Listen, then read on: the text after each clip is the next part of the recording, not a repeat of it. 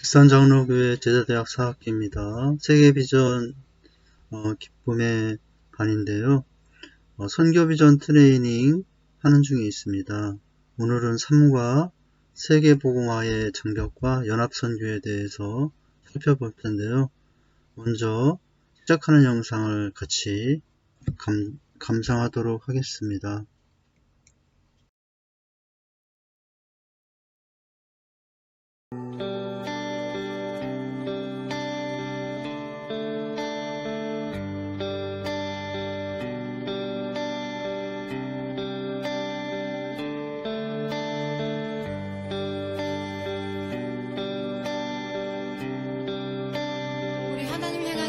마음을 우리의 모습에 담아서 우리 함께 찬양으로 우리의 몸으로 주 앞에 나아가겠습니다. 아침이 밝아올 때에 찬양의 맘 주시네 주를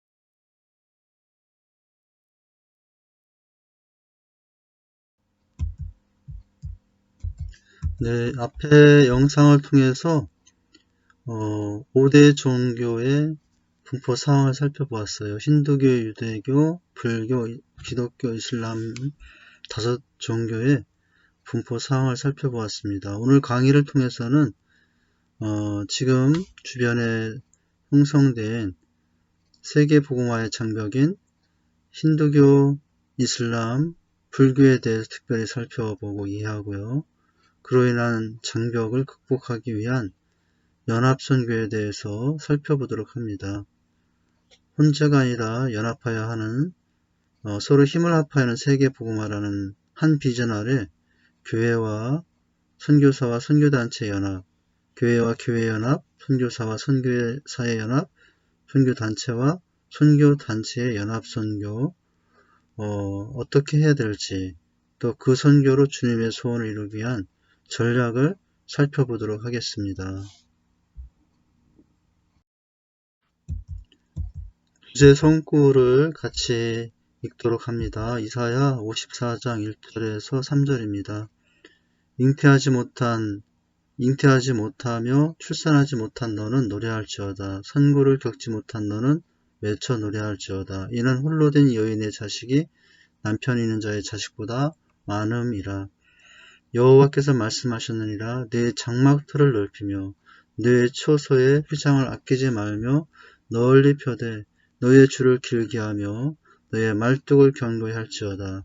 이는 내가 좌우로 퍼지며 내 자손은 열방을 얻으며 황폐한 성읍들을 사람 살 곳이 되게 할 것임이라. 아멘. 내 장막터를 넓히고 초소의 휘장을 아끼지 말며 널리 펴라고 하십니다. 이 땅에 하나님의 나라를 넓게 펼치며 또 하나님을 알지 못하여 구원에 이르지 못한 영혼들에게 복음을 전하는 것, 타문화 지역에 복음을 전하여 그 영혼들을 살리는 것은 전도가 아니라 선교라고 하죠.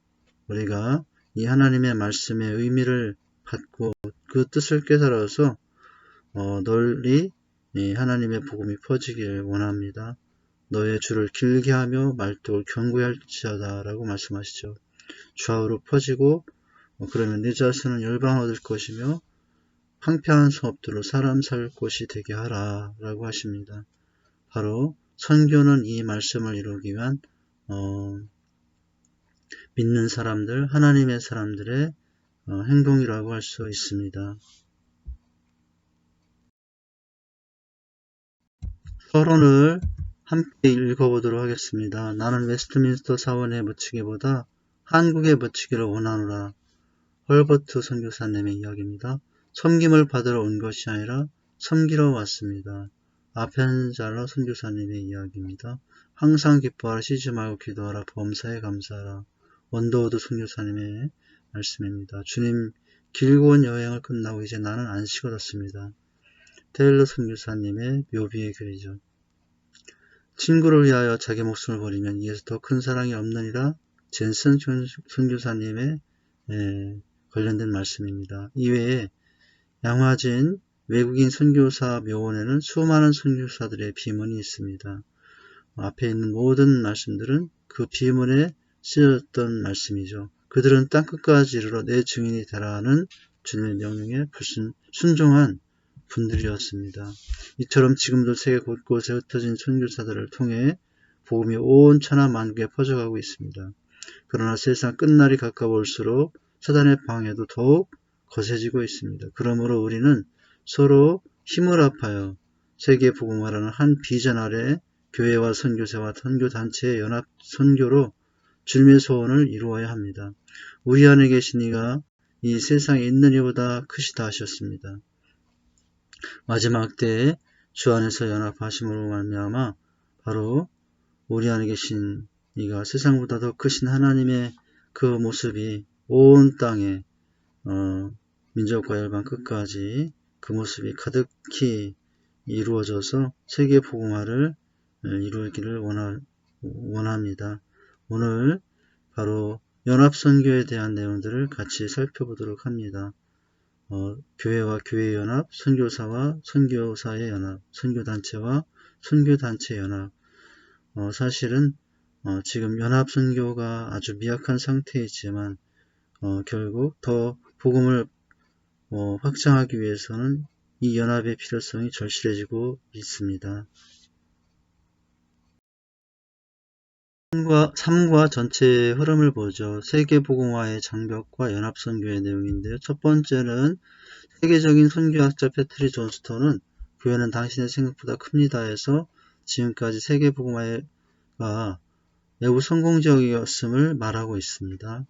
도표를 통해서 20세기 이후에 놀라운 속도로 진행되고 있는 세계복음화에 대해서 살펴보도록 하고요. 두 번째는 세계복음화가 거의 눈앞에 보인다. 그러나 아직까지 복음을 강력히 거부함으로 복음화가 저주한 지역이 있다. 이들은 대부분 14, 10창에 거주하고 있는 종족이다. 그 상황을 살펴보도록 합니다.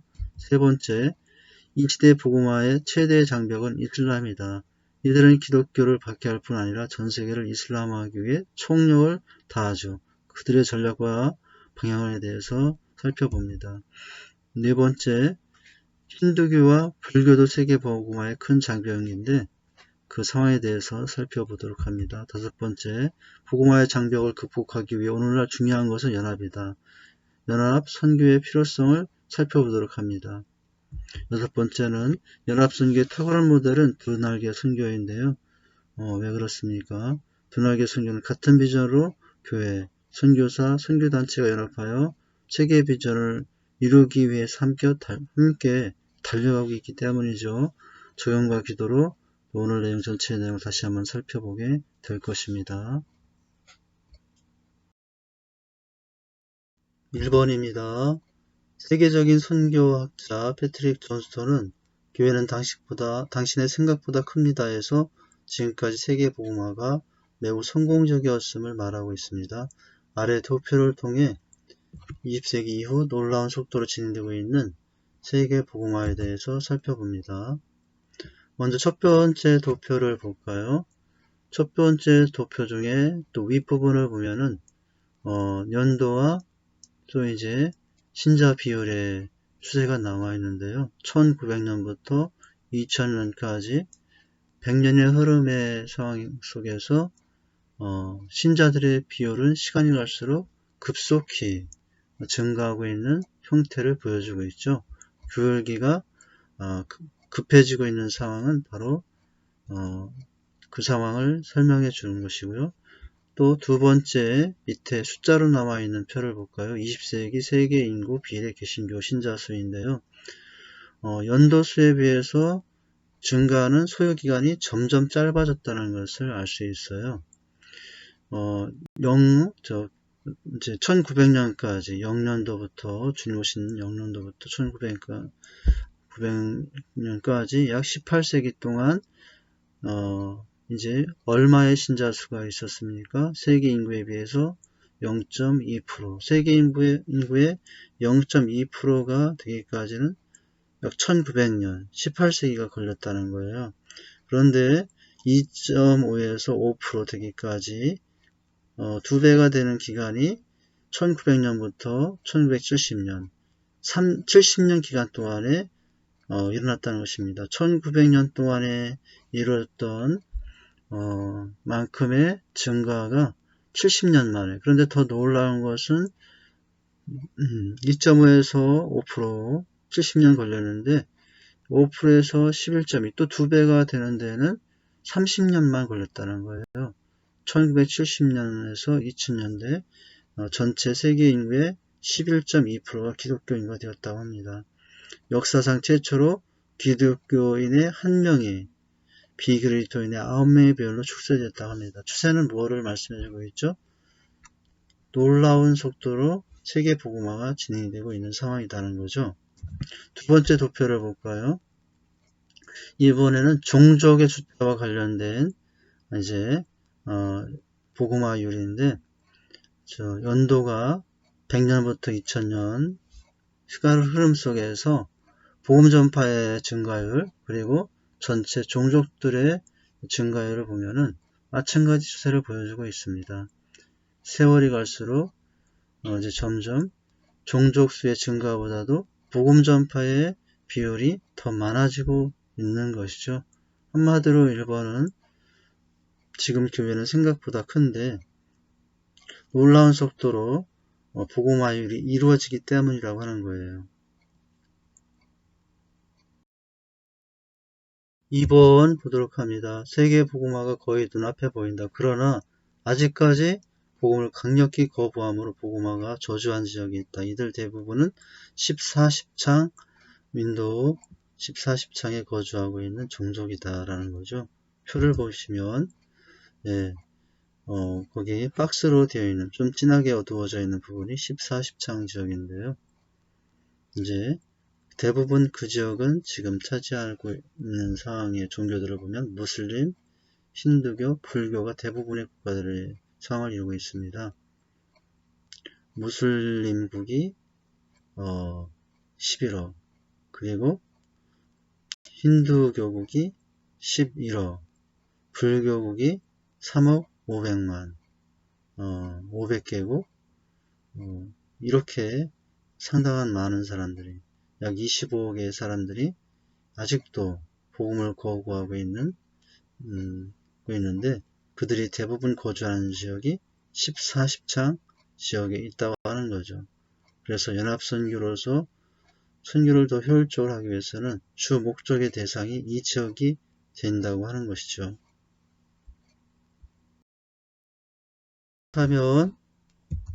그렇다면 14십장이란 어떤 것을 의미하는가에 대해서 살펴보죠. 14십장이란 첫째, 선교단체들이 규정하는 유럽, 아시아, 아프리카 지역의 북위 10도에서 40도 사이에 있는 지역을 의미합니다. 앞에 그림에서 짙게 있던 박스 지역을 의미하고요. 두 번째, 이 창 지역은 러시아를 제외한 대부분의 아시아 국가들을 포함하고 있다는 것이 특징이고요. 세 번째는 전 세계 인구의 약 3분의 2가 이 지역에 거주하고 있다는 것입니다. 그래서 이 지역이 마지막 선교 주 대상으로 삼고 복음을 전해야 할 대상이라고 하는 것이죠. 14십장이라고 하는 용어는 1990년 선교 전략가인 루이스 부시에 의해서 만들어졌다고 합니다. 예, 14십장 지역이란 무엇인가에 살펴봤는데 이번에는 특징은 무엇인가? 왜 살펴봐야 되죠? 세계 복음화가 눈앞에 보이지만 아직까지 강력히 복음을 고부하는 복음화가 가장 저조한 지역이 이 14십장 지역이기 때문이죠. 문제에 그 의미가 다 포함이 되어 있습니다. 특징 첫 번째, 세계 면적의 3분의 1에 해당하고요. 두 번째, 세계 인구의 3분의 2가 살고 있습니다. 세 번째, 가장 비복음화된 55개 국가의 30억 인구 중 97%가 여기에 살고 있다고 하는 것입니다. 네 번째, 또한 세계 극빈자들의 90%가 이 지역에 살고 있습니다. 다섯 번째, 종교 분포를 보면 종교적으로는 아직까지 이슬람이 22%, 힌두교가 23%, 불교가 5%가 대부분을 차지하고 있습니다. 그런데 이렇게 상당히 많은 인구와 면적이 있는 상황이지만 안타깝게도 지금 상황은 극소수의 선교사만이 활동하고 있는 지역이라고 하는 거죠. 일곱 번째, 14십장의 95%는 창조적 조건지역, 즉 선교 조건이 제한된, 금지된 지역들이 많다고 하는 것입니다. 이제 창세기 11장의 바벨론 사건 위에 속에 기록된 종족들은 약 70개 종족이라고 그래요. 창세기 11장의 바벨론 사건 속에 하나님의 심판에 의해서 다 흩어지지 않습니까? 70개의 종족이었다고 하는 거예요. 지금은 그런데 얼마의 종족으로까지 확장이 되었느냐? 1만 3천 개 종족으로까지 확장이 되었다고 합니다. 이와 같이 14십장 지역의 연합으로 함께 하는 사역이 되어야만 선교를 더 효과적으로 할 수 있는 시대가 되었다고 하는 것입니다. 살펴보도록 합니다. 이 시대 복음화의 최대 장벽은 이슬람이다. 이들은 기독교를 박해할 뿐 아니라 전 세계를 이슬람화하기 위해 총력을 다하고 있다라는 거예요. 우리가 총력을 다해야 되지만은 오히려 저쪽에서 이슬람 세력들이 온 세상을 이슬람화하기 위해서 힘을 다하고 있는 상황이니 우리가 더 깨워서 또 사명을 감당해야 될 위치에 있습니다. 특별히 첫 번째 살펴볼 것은 유라비아라는 단어가 생겼는데요. 이슬람화되고 있는 현상을 표현한 한 단어인데요. 어떤 뜻일까요? 유라비아란 유럽과 아라비아의 합성어로 유럽에서 영향이 커지고 있는 이슬람 세력을 두고 만들어진 신조어입니다. 영국 주간지 이코노미스트의 통계에 의하면 2007년 현재 약 유럽에 2700만의 이슬람인들이 살고 있다고 하는 거죠. 수많은 교회들이 이슬람 성전으로 바뀌는 그런 안타까운 현실들을 지금 목도하고 있어요. 우리가 복음화해야 될 그들이 우리 기독교를 이슬람화하고 있는 안타까운 현실을 보면서 우리의 선교에 대한 더욱더 적극적인 자세가 요청되는 시대라고 할 수 있죠. 이 이슬람의 세계 대표 전략이 무엇인가? 이 시대 보고마의 최대 장벽인 이슬람인데 그들은 도대체 어떤 전략을 가지고 있을까요? 첫째는 1단계 전략인데 무슬림 인구 1% 미만일 때 그때는 그들은 표면상 평화를 사랑한다고 말하고 또 소수 그룹을 지향한다고 합니다. 그 지역에 보면은 미국, 호주, 캐나다, 이탈리아, 한국 아직은 1% 미만의 사람들이 있는 지역으로 알려지고 있어요. 자, 그 다음에 이제 2단계가 있습니다. 무슬림 인구가 1%가 아니라 이제 2, 3%일 때 이슬람의 전략은 뭐냐? 감옥의 지도자를 방문하여 교화를 시키는 모습을 가지고 있어요. 지금 덴마크나 독일, 영국, 스페인, 태국 등이 이 지역에 해당한다라고 하는 것이죠. 세 번째, 이슬람의 세계 제패 전략은 뭐냐? 무슬람 인구가 이제 5%가 넘어서면 그때 본격적인 그들의 지금까지 숨겨진 전략을 시작한다고 합니다. 그 지역의 대상은 프랑스, 필리핀, 스웨덴, 스위스, 네덜란드 지역이라고 합니다. 이슬람의 세계 제패 전략을 보면 이제 네 번째 단계는 무슬림 인구가 이제 20%가 넘어설 때예요. 이때는 더 본격적으로 그들의 전략이 나타나는데 폭동을 일으키고 소요 사태를 일으키고 또 성전 지하드 테러단을 조직하고 교회에 대한 공격을 공개적으로 하게 된다고 합니다. 유대 교회에 대한 방해와 파괴가 시작이 되기도 하고요. 그 대상 지역은 지금 에티오피아와 나이지리아 등에서 이제 이들의 전략이 펼쳐지고 있죠. 다섯 번째는 무슬림 인구가 점점 많아서 이제는 40%가 넘어서면 그들의 전략이 또 어떻게 진행이 되냐면 광범위한 학살, 상습적인 테러, 조직화된 세력으로 전시체제를 감행하게 된다고 하는 거예요. 보스니아나 차드, 레바논 같은 지역이 지금 이런 상황이 있다고 합니다. 여섯 번째 단계는 무슬림 인구가 60%가 넘어설 때 그들의 전략은 뭡니까? 전혀 구속받지 않고 또 시설을 의지하지 않고 기독교와 다른 종교를 공개적으로 박해한다라고 그래요.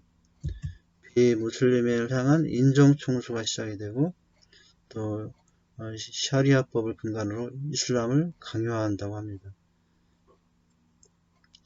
이제 배교자에 대한 세금을 폭탄으로 압박을 시행하게 하고요. 여러 가지 제한적인 요소들을 해서 공개적인 활동이 어렵도록 하게 된다고 하는 거죠. 알바니아, 말레이시아, 카타르, 수단 등에 해당되고 있어요. 또 일곱 번째 단계는 무슬림 인구가 80%가 넘어서면 그때는 어떤 전략으로 나가냐면 이제는 국가 주도의 대규모 인공청소, 대학살을 저항한다고 합니다. 지역으로 보면 방글라데시, 이집트, 인도네시아, 요르단, 모로코, 파키스탄, 팔레스타인, 시리아, 타지키스탄, 터키, 아랍에미레이트 이와 같은 지역의 모습이죠. 이렇게 점점 무슬림 인구가 많을수록 그들의 제패 전략은 상당히 과격해지고 공개적으로 박해와 압박을 가하는 전략을 취하고 있는 모습을 보여주죠. 이슬람의 세계화 그 과정의 마지막 8단계는 무슬림 인구가 100%가 될 때는 이렇게 한다고 합니다. 무슬림만의 평화의 집을 완성하고 이슬람 율법이 국가 최고법으로 헌법에 우선하는 신장일치 체제가 구현된다고 합니다. 이 지역에 해당하는 곳은 모로코, 알제리아, 파키스탄, 니제르, 튀니지, 이란 이런 국가들이 해당이 되죠. 특별히 이 이슬람에 대한 오해와 또 이해가 필요한데 많이 오해하고 있다고 하지만은 사실은 그들은 가장하고 있는 면이 많은데 코란에는 이런 내용이 있는데요. 모세오경과 복음서를 읽지 않은 자와는 이야기하지 말라. 예수를 믿는 자는 형제다. 이와 같은 말이 있다고 하죠.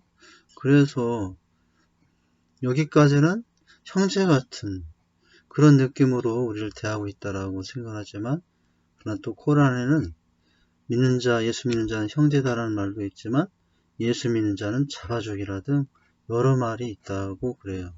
특별히 코란의 경우는 처음과 달리 후반으로 갈수록 강성으로 변화하여 이제 자기들만의 세계를 이제 구축하는 그런 단면적인 모습이 있다고 합니다. 지금 한국에서는 1% 미만인데요.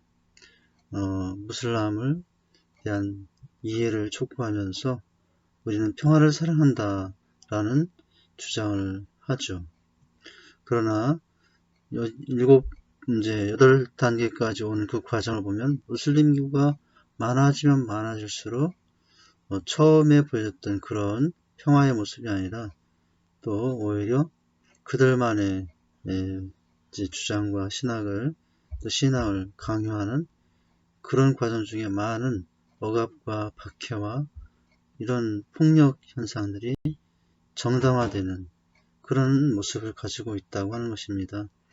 지금 전 세계의 세계 복음화의 가장 큰 걸림돌은 바로 이슬람의 세계화 전략이라고 할 수 있습니다. 복음화의 세계화와 이슬람의 세계화가 부딪히고 있는데요. 우리는 하나님의 복음을 가진 자로서 이 땅에 하나님의 나라가 온전히 세워지기 위해서는 거짓된 평화의 이런 이슬람의 선교 전략에 대해서 잘 이해하고 대처하고 우리가 복음화를 함으로 또 그들을 복음화하고 그들을 예수 믿는 사람들로 세워서 하나님 백성으로 세워야 될 책임이 우리에게 있다고 하겠죠. 이슬람의 포교 방법에 살펴보면은 이슬람 사원을 건축하는 방법이에요. 그들이 있는 석유 자원으로 그들 거처에 이슬람 서원을 짓게 합니다. 또 지어주는 거죠. 두 번째는 국제 이슬람 학교 설립을 추진합니다. 사우디아라비아 이슬람계 초등학교. 우리 주변에도 보이지 않게 또 알려지지 않은 모습으로 이런 형식으로 침투하여 돌아와 이슬람 교육을 시키고 있게 하는 전략이죠. 또 세 번째는 이슬람 문화센터 건립을 합니다. 거기에서 이슬람 교리 강좌를 행하고 그들의 코란을 이제 강좌를 통해서 선전하고 포장하죠. 네 번째는 코란 번역위원회, 코란 번역을 하고 복음화하려고 합니다. 그들의 이슬람을 세계화하려고 합니다. 특별히 또한 더 나아가서는 이슬람 대학을 세워서 각종 특혜와 진학, 취업 보장 등으로 유혹하여 교육을 통해서 포기하는 방법들을 가지고 있습니다. 계속 이어서 이슬람의 포교 방법을 살펴보면 여섯 번째로는 이슬람 관련 서적 출판위원회를 통한 문서 선교에 주력하는 단계입니다. 일곱 번째는 결혼 및 출산을 통한 이슬람화 전략입니다. 일부 다처제로 가능한 많은 출산을 장려하죠. 국제결혼 등으로 포교를 합니다. 그러나 그 과정에 인권을 무시한 여러 현상들이 나타나 무리가 되기도 합니다. 여덟 번째는 방송을 통한 이슬람화 전략입니다. 방송국에 투자하고 자금을 댐으로 말미암아 이슬람을 이제 정당화하는 여러 작품들, 영화들, 드라마들을 만드는 거죠. 또 아홉 번째는 이슬람 옹호하고 기독교를 저항하는 이제 저항을 막는 법을 제정하는 것입니다. 이슬람 옹호법, 또 박해하는 것을 막는 법, 이런 것들을 제정을 법을 만들어서 법 제정을 통해서 포교를 하려 합니다.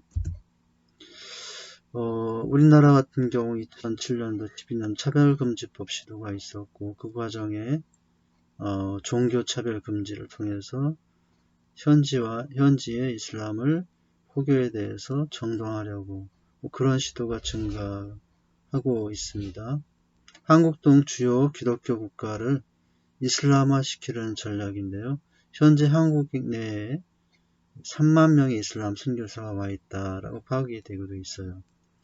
국제 이슬람 학교가 세워져 있고 초등학교 선교센터를 건립하고 이제 코란을 번역하여 활용합니다. 이슬람 동아리가 이슬람 장학금, 이슬람 유학생들을 학교 캠퍼스에 증가하게 만드는 거죠. 이슬람 교육 방송을 홍보하고 이슬람 자금을 통한 부동산 투기를 통해서 이제 토지를 매입하는 등 여러 가지 방법으로 자금과 법과 문화를 통해서 빈틈을 노리고 들어와서 포교를 많이 하는 상황입니다. 이제 이와 같이 가장 기독교를 박해하고 있는 이슬람의 세계화 전략이 우리 기독교의 세계 복음화의 전략과 앞부대쳐 가장 어려움의 대상이 되고 있어요. 이런 전략들을 우리가 잘 파악하고 지혜롭게 막아서 이제 오히려 우리가 그들을 복음화하고 나갈 수 있도록 그런 선교 전략으로 또 힘써야 하는 상황이 되었습니다. 네 번째입니다. 힌두교와 불교도 세계 복음화의 큰 장벽이다.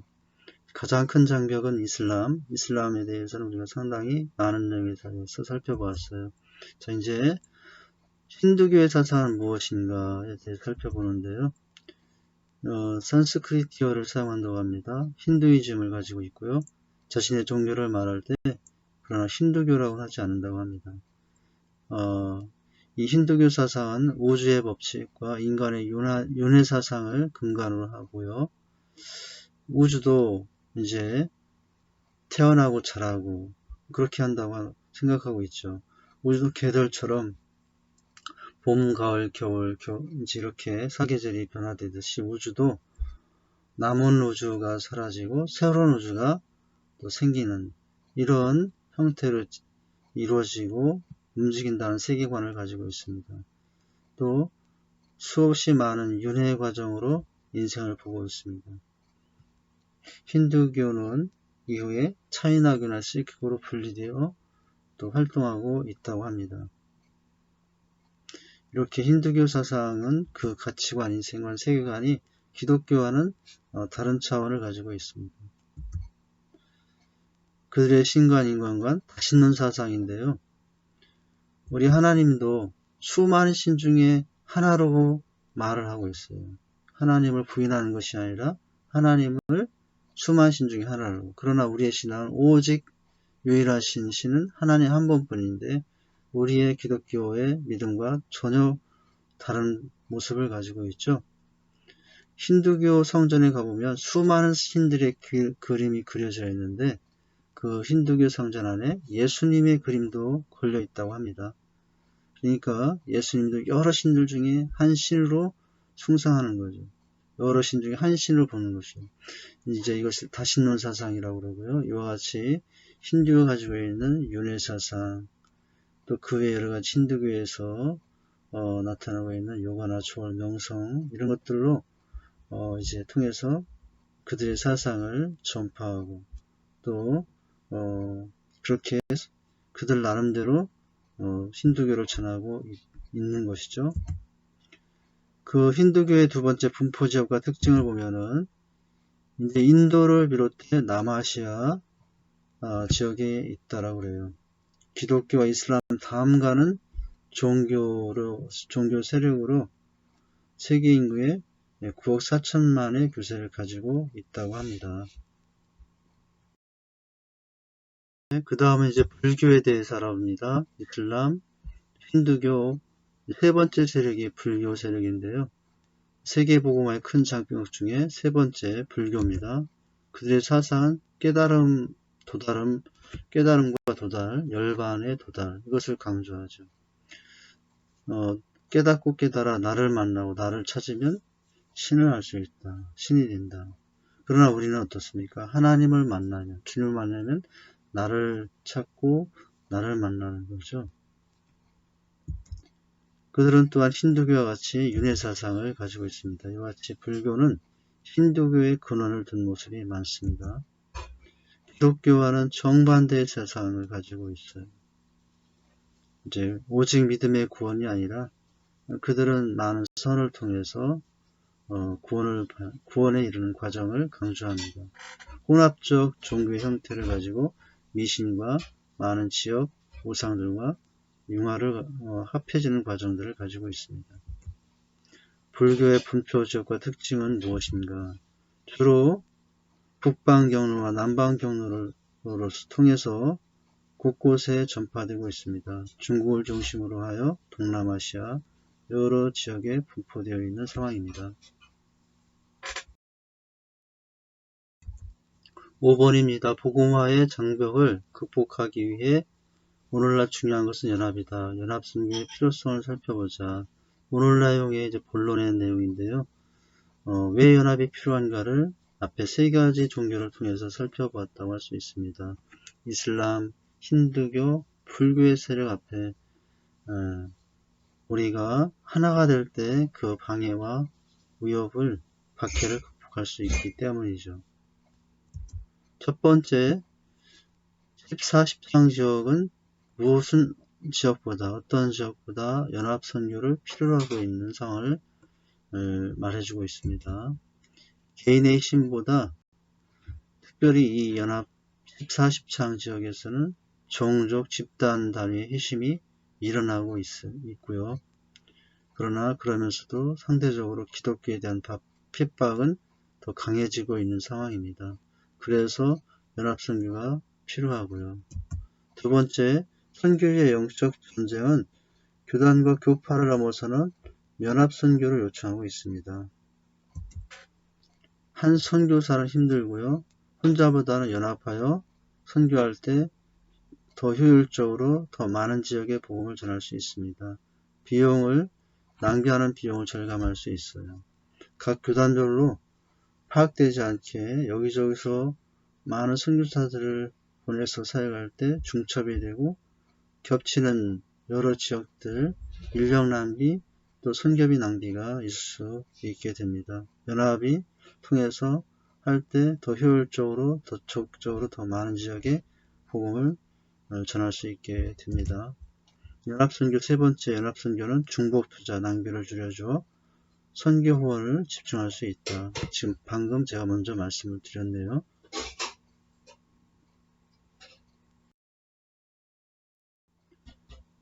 6번입니다. 연합선교의 탁월한 모델은 두날개 선교다.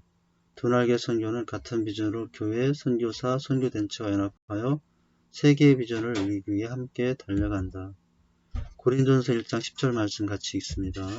형제들아 내가 우리 주 예수 그리스도 이름으로 너희를 권하노니 모두가 같은 말을 하고 너희 가운데 분쟁이 없이 같은 마음 같은 뜻으로 온전히 합하라.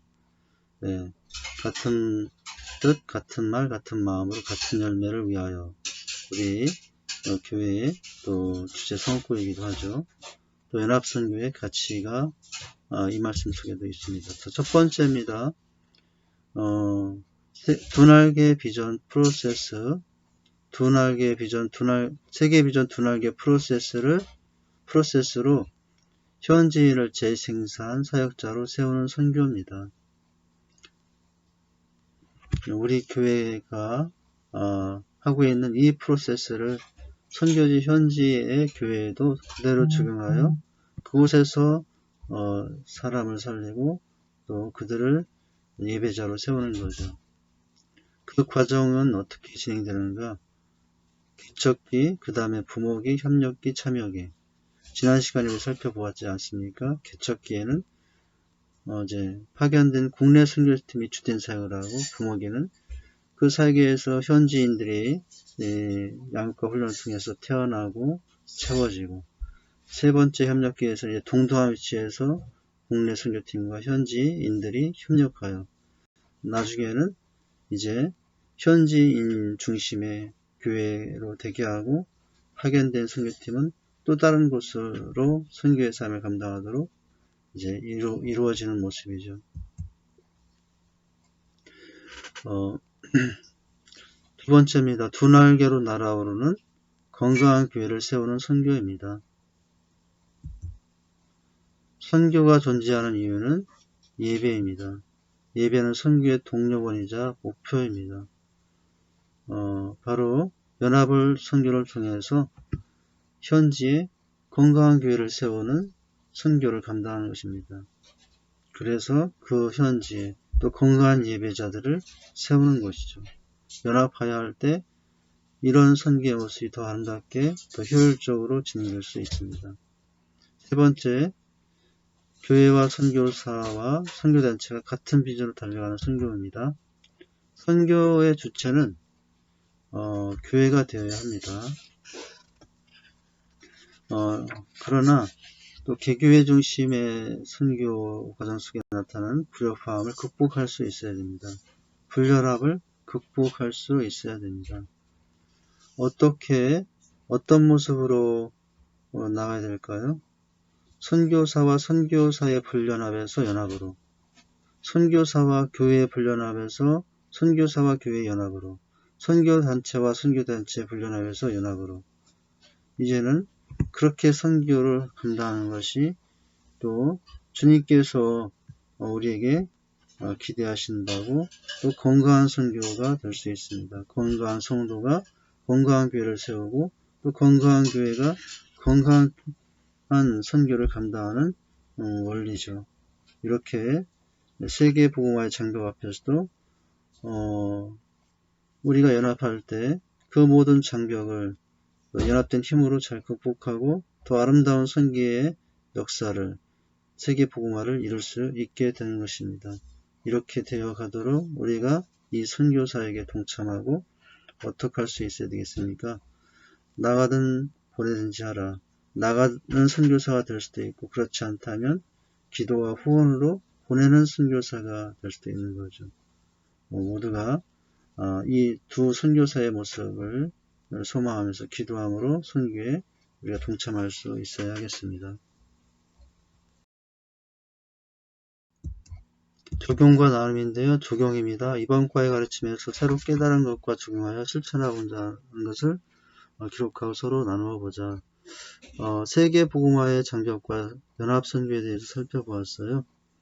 특별히 급격하게 복음화되고는 있지만 또 그걸 못지않게 급격하게 더 강화되고 있는 선교에 대한 박해와 또 여러 장벽들, 특별히 14, 10창 지역의 상황을 살펴보았습니다. 14, 10창 지역이란 어떤 것이고 왜 그 지역을 우리가 주된 목적지로 삼고 선교를 해야 되는지를 살펴보았어요. 특별히 14, 10창 지역에 가장 많은 세력을 가지고 있는 이제 이슬람과 힌두교와 불교, 또 바로 우리 마지막 선교는 그 지역에 어떻게 복음을 효과적으로 전하게 되느냐에 따라서 이제 세계 복음화의 전략이 또 그 세력, 그 모습이 더 아름답게 이루어질 수 있겠습니다. 특별히 이제 유럽의 상황을 살펴보았죠. 유라비아라는 단어까지 생기며 오히려 거꾸로 복음화가 되고 있는 것이 아니라 이슬람화되고 있는 유럽의 상황이 안타까운 모습을 살펴보았어요. 그런 가운데 이슬람 세력의 세계 재패 전략들이 어떻게 구체적으로 이슬람인의 비율이 커져갈수록 그의 본래의 의도대로 더 강압적인 방법으로 또 폭력과 참 안타까운 모습으로 진행되고 있는 그들의 상황을 살펴보았습니다. 그들의 방법이 얼마나 치밀하고 또 세밀한가를 살펴보았어요. 그렇기 때문에 우리도 그 못지않게 지혜롭게 선교를 감당함으로 오히려 그들을 또 잘 인도해서 하나님의 사람들을 세우는 모습이 필요하다고 생각해 보았습니다. 힌두교와 불교의 세력의 모습에 대해 살펴봤습니다. 그들의 사상과 또 주진 특징들이 무엇인가를 살펴보았습니다. 결론은 무엇이었냐면 그래서 연합이 필요하다는 내용이었습니다. 그래서 연합이 얼마나 중요한지 우리가 살펴보았고요. 그 연합을 통해서 현지인을 지생산 사역자로 도날결혼 건강한 교회로 세우는 것. 그래서 연합선교를 통해서 그 지역 곳곳에 예배자를 세우고 예배를 회복하고 또 하나님을 향한 영광과 찬양과 경배가 회복되도록 하는 것. 이것이 연합선교의 목적입니다. 그럴 때 연합하여 할 때 세계 복음화는 더 아름답게 진행이 될 수 있고 또 수많은 주님을 기뻐하는 많은 민족과 열방들이 세워지게 될 것입니다.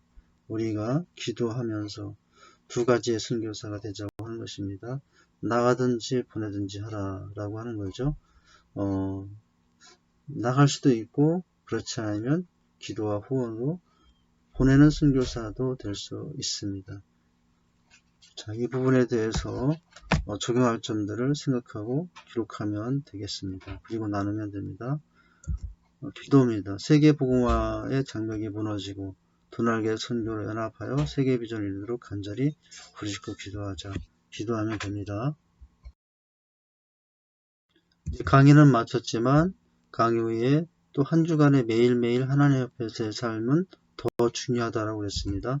매일매일 하나님 앞에서 교제 예습과 또 큐티와 말씀 읽기, 암송, 전도, 이런 필독서 읽기 등 주어진 여러 가지 내용들을 이제 감당하면서 하나님과의 교제 만남이 있기를 바랍니다. 또한 나가든지 보내든지 하라는 우리 필독서도 있습니다. 같이 읽으면서 이 내용을 진행하면 더 큰 은혜가 있겠습니다.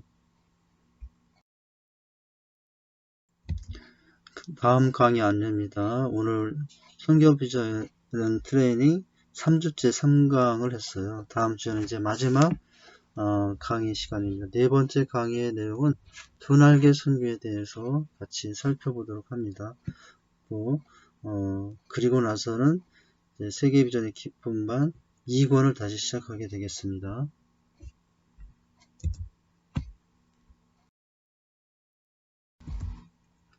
감사합니다. 수고하셨습니다. 두 날개로 날아오르는 건강한 교회 세우는 세계비전의 기쁨 반입니다. 전 세계 곳곳에 재생산 사역자를 세워 건강한 셀을 확장하며 모든 민족을 제자로 삼고자 합니다. 부르심에 순종하여 세계의 비전을 이루기 위해 초지일관 달려가는 제자는 세계의 비전의 기쁨이 충만합니다. 기도합니다. 하나님 아버지, 오늘 세 번째 선교 비전 트레이닝을 통해서 세계 복음화의 장벽과 연합 선교에 대한 중요성을 살펴보았습니다. 특별히 14, 10장 지역에 가장 강력한 장애로 또 맡고 있는 이슬람, 힌두교, 또 불교에 대한 사항들을 살펴보았습니다.